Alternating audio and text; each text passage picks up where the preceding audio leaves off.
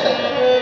ಎರಡನೇದಾಗಿರ್ತಕ್ಕಂಥದ್ದು ನಾವೆಲ್ಲ ಬಂದಿರತಕ್ಕಂಥ ಯೌವನ ಅವಸ್ಥೆ, ಕೊನೆಯದಾಗಿರ್ತಕ್ಕಂಥದ್ದು ಮುಪ್ಪಾವಸ್ಥೆ ಅಂತ.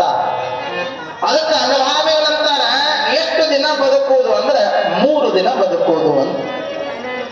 ಜ್ಞಾನಿಗಳಂತಾರೆ ಈ ಜಗತ್ತಿನೊಳಗ ಇಲಿಯಾಗಿ 100 ವರ್ಷ ಬದುಕುವುದಕ್ಕಿಂತ ಸುಜ್ಞಾನಿಯಾಗಿ ಸದಾವಕಾಲದೊಳಗ ಒಳಿತು ಕಾರ್ಯಗಳನ್ನ ಮಾಡ್ತಾ 3 ದಿವಸ ಬದುಕಿದರೆ ಸಾಕು, 3 ದಿವಸ ಬದುಕಿದರೆ ಸಾಕು.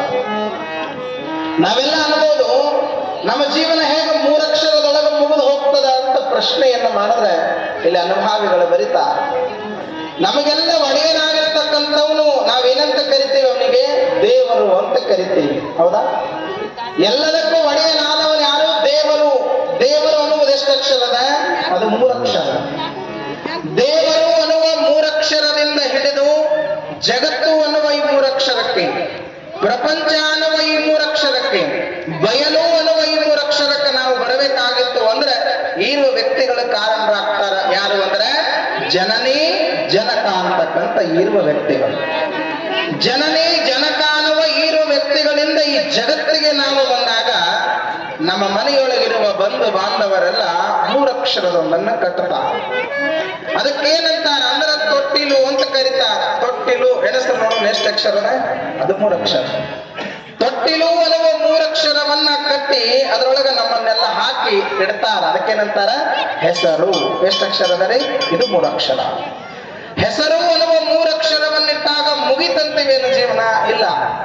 ಅಲ್ಲಿಂದನೇ ಆರಂಭವಾಗುವುದು. ಹೆಸರು ಅನ್ನುವ 3 ಅಕ್ಷರವನ್ನ ಇಟ್ಟ ನಂತರ ನಾವೆಲ್ಲ ಬೆಳೀತಾ ಹೊರಟಾಗ ಈ ಸಮಾಜ ನಮ್ಮನ್ನ ಗುರುತಿಸ್ತದ. ಏನಂತ? ಬಾಲಕ, ಬಾಲಕಿ, ಹುಡುಗ, ಹುಡುಗಿ ಅನ್ನುವ 3 ಅಕ್ಷರ. ಬಾಲಕ ಬಾಲಕಿ ಎನ್ನುವುದು 3 ಅಕ್ಷರ, ಹುಡುಗ ಹುಡುಗಿ ಎನ್ನುವುದು 3 ಅಕ್ಷರ. ಇದರ ಜೊತೆಯೊಳಗ ನಮ್ಮ ಮನೆಯೊಳಗ ಬಹಳ ಕಿಮ್ಮತ್ತಿನ 3 ಅಕ್ಷರವನ್ನ ಕೊಡ್ತಾರ. ಅದಕ್ಕೇನಂತಾರ ಅಂದ್ರೆ ಸಂಸ್ಕಾರ ಅನ್ನುವುದು 3 ಅಕ್ಷರ.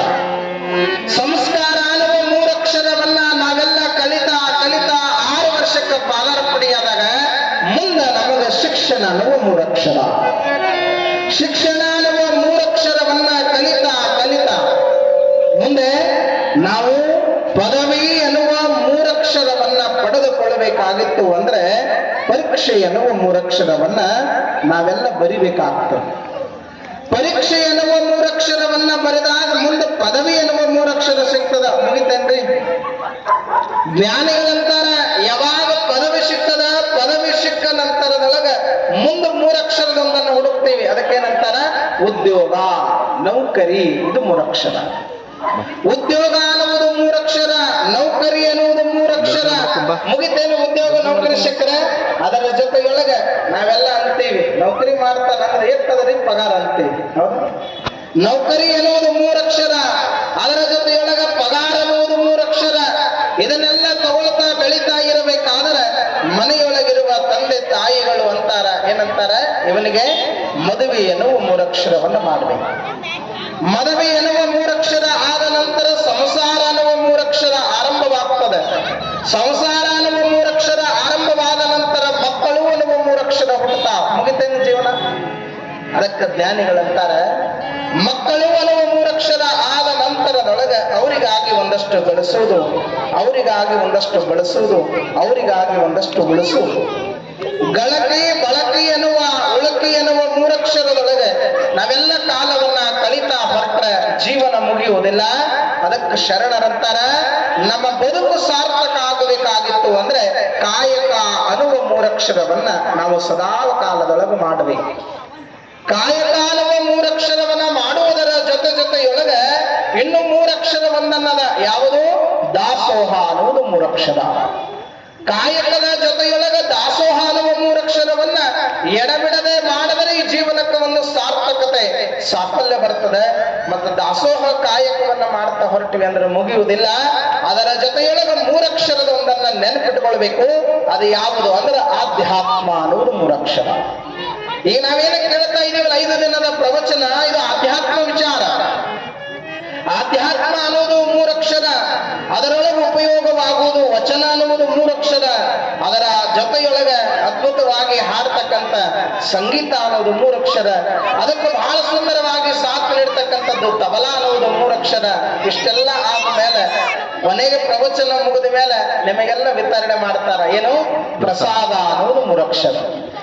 ಪ್ರಸಾದ ಅನ್ನುವುದು 3 ಅಕ್ಷರವನ್ನ ಪಡೆದುಕೊಳ್ತಾ ನಮ್ಮ ಜೀವನವನ್ನ ನಾವು ಸಾಗಿಸ್ತಾ ಇರಬೇಕಾದ್ರೆ ಕೊನೆಯದಾಗಿರುವ 3 ಅಕ್ಷರ ನಮಗೆ ಕಾಯ್ತಿರ್ತದ. ಯಾವುದು ಅಂದ್ರೆ ಮರಣ ಅನ್ನುವುದು 3 ಅಕ್ಷರ. ಮರಣ ಅನ್ನುವ 3 ಅಕ್ಷರ ಮಧ್ಯದೊಳಗೆ ನಾವು ನೆನಪಿಟ್ಕೊಳ್ಬೇಕು. ಇದು ಎಲ್ಲ ಕೊಟ್ಟದ್ದು ಯಾವುದು ಅಂದ್ರೆ ದೇವರು ಅನ್ನುವ 3 ಅಕ್ಷರವನ್ನ ನಾವು ಯಾವತ್ತು ನೆನಪಿಟ್ಟುಕೊಂಡಿವಿ ಅಂದ್ರೆ ನಮ್ಮ ಬದುಕು ಸಾರ್ಥಕ ಆಗ್ತದೆ.